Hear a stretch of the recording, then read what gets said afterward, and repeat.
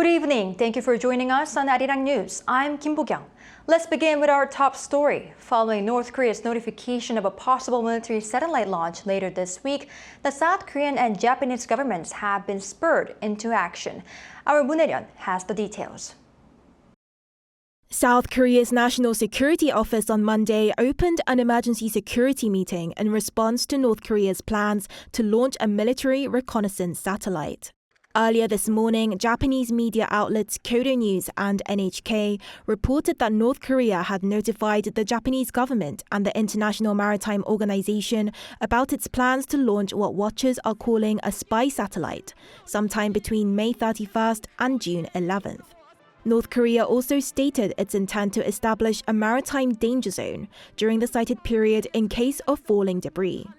The National Security Office reported related information to President Yoon and discussed response measures for what it claims is a long-range ballistic missile under the guise of a satellite. Shortly after the meeting on Monday afternoon, a spokesperson for the Ministry of Foreign Affairs relayed the government's stance, saying that the launch would use ballistic missile technology, therefore violating a series of United Nations Security Council resolutions. The South Korean government strongly warned against provocations threatening peace in the region and promised to cooperate closely with the United States and Japan to respond to such threats accordingly. Despite the danger zone falling outside of Japan's exclusive economic zone, Tokyo has cited the possibility of the vehicle and debris falling within its territory and endangering passing vessels. Japan has deployed missile defense systems and combat ships to its southernmost islands in Okinawa Prefecture, following a destruction order given by Japan's defense minister authorizing interception. Japanese Prime Minister Fumio Kishida stated that the government will work to provide information to the public and cooperate with relevant countries to prepare for any unforeseen events. Earlier this month, North Korea's leader Kim Jong-un approved a future action plan for the spy satellite's launch following an inspection. In February 2016, North Korea launched a ballistic missile which they said at the time carried a satellite into orbit. Moon Hae-ryun, Arirang News. A Japanese warship arrived in South Korea's southeastern port city of Busan on Monday with the ensign of the Japan Maritime Self-Defense Force hoisted. The flag is similar to the controversial Rising Sun flag, a symbol of Japan's past militarism. Japan's Hamagiri destroyer is in South Korea to take part in a multinational naval drill, the Eastern Endeavour 23 exercise aimed at preventing the trafficking of weapons of mass destruction. The exercise is scheduled for Wednesday, a day after a high-level meeting of the Proliferation Security Initiative on Jeju Island. Seoul's Defense Ministry said earlier that it will not raise an issue with the use of the flag, calling it common international practice. President Yoon currently is hosting members of the Pacific Islands Forum in Seoul in what is his debut as the host of a multilateral summit. The president and leaders of forum member countries, made up of 18 nations and territories in the South Pacific, discussed ways to expand cooperation as the two-day session kicked off. Our Kim Do-yeon is at Yongsan Presidential Office to tell us more. Do-yeon, I believe a joint declaration was announced. Can you share some of the standout details? Well, good evening, Bo-kyung. That's right. South Korea and the 18 members of the PIF have pledged to expand cooperation with key areas being climate change, security, and official development assistance. Attending were 12 heads of state, including leaders from the Cook Islands and Palau, while other nations such as Australia and New Zealand were represented by their top ministers. Now, first, take a listen to what the leaders had to say.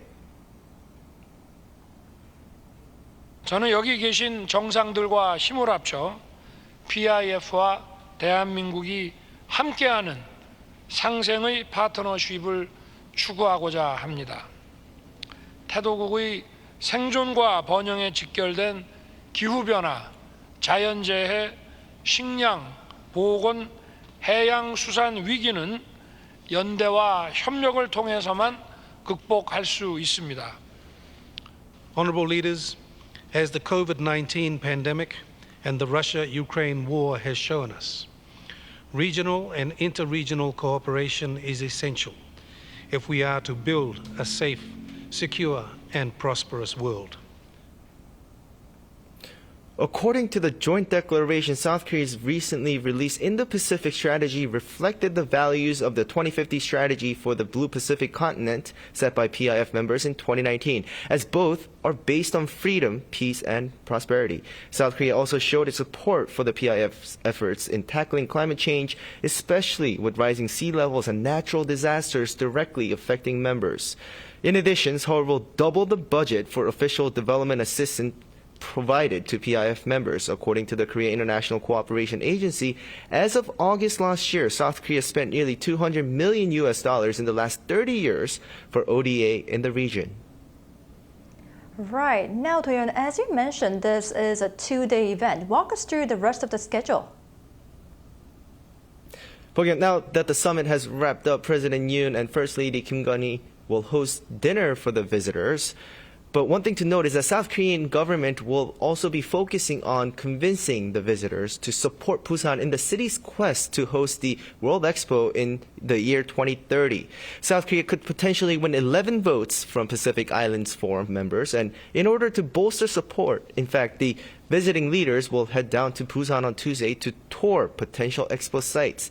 According to the top office, during the bilateral summit, some countries have already shown support for the bid, including Marshall Islands and Papua New Guinea. That's all I got for now. Back to you, Bo-kyung. All right, thank you, Doyeon. And ahead of hosting the inaugural Korea-Pacific Islands Multilateral Summit, President Yoon held one-on-one bilaterals with 10 leaders of Pacific Island countries. Our top office correspondent Oh Seung gives us a breakdown of who the president met and what was on the agenda. President Yoon Suk-yeol held bilateral talks with leaders of 10 Pacific Island nations, deepening South Korea's engagement with its neighbours in the Indo-Pacific. On Monday, he sat down with the leader of the Cook Islands, which is currently chairing the Pacific Islands Forum, and the prime ministers of the Marshall Islands, Solomon Islands, Niue and Palau. They discussed South Korea's official development assistance projects in their countries, including water management, renewable energy and resource development, and expressed their intent to advance future exchanges and collaboration. In particular, Yoon's summit with the leader of Niue also coincided with the two countries forging official diplomatic ties on the same morning. Reviewing Seoul's bilateral relations with each of its Pacific counterparts, the South Korean leader has put a special focus on climate response, maritime cooperation, public health and development, as extreme climate events threaten the health of Pacific Islanders, as well as the region's economic and social development. On Sunday, he met with Kiribati's President Tanati Mamao, who expressed interest in South Korea's economic development model and working on advancing the fishing industry and health. Sio Sisavaleni, Prime Minister of Tonga, said he hopes to work with Seoul in the digital sector. Tonga was the first Pacific Island nation to forge diplomatic ties with South Korea in 1970. Meanwhile, Kausea Netano, the leader of Tuvalu, highlighted cooperation on telecommunication facilities, hydrogen exports and decarbonisation in shipping, and the leader of Vanuatu also requested support in future development projects. James Marape, Prime Minister of Papua New Guinea, said he hopes for investment by South Korean manufacturers and for Seoul to reopen its foreign aid agency in his country. Going forward, President Yoon pledged to develop just and trust-based relations with the Pacific Island countries, all of which now have bilateral ties with South Korea. The leaders welcomed Seoul's growing interest in development assistance to their countries. Oh Seung, Arirang News. Stranded tourists in Guam will be able to return home as the island's international airport resumed operations on Monday afternoon following its closure due to a typhoon. According to South Korea's Ministry of Foreign Affairs, 11 flights will leave for Guam this afternoon to bring Korean tourists back home. These flights have a combined seating capacity of roughly 2,500 and are set to bring back the 3,400 stranded Korean tourists over a series of flights. The Foreign Ministry will be dispatching 6 officials to the scene to assist passengers with related issues. U.S. President Joe Biden and House Speaker Kevin McCarthy finalized an agreement on Sunday to raise the federal debt ceiling. According to AP News, the agreement was reached over the phone on Sunday evening local time with the aim to draft and post the bill as soon as possible so that lawmakers can vote before the June 5th deadline to avoid a federal debt default. The compromise ends weeks of talks between the two parties and includes a 2-year budget that holds spending flat and raises the debt limit until January 2025, pushing it past the next presidential election. Biden is reportedly confident the plan will pass, ensuring a potential first U.S. government debt default is avoided.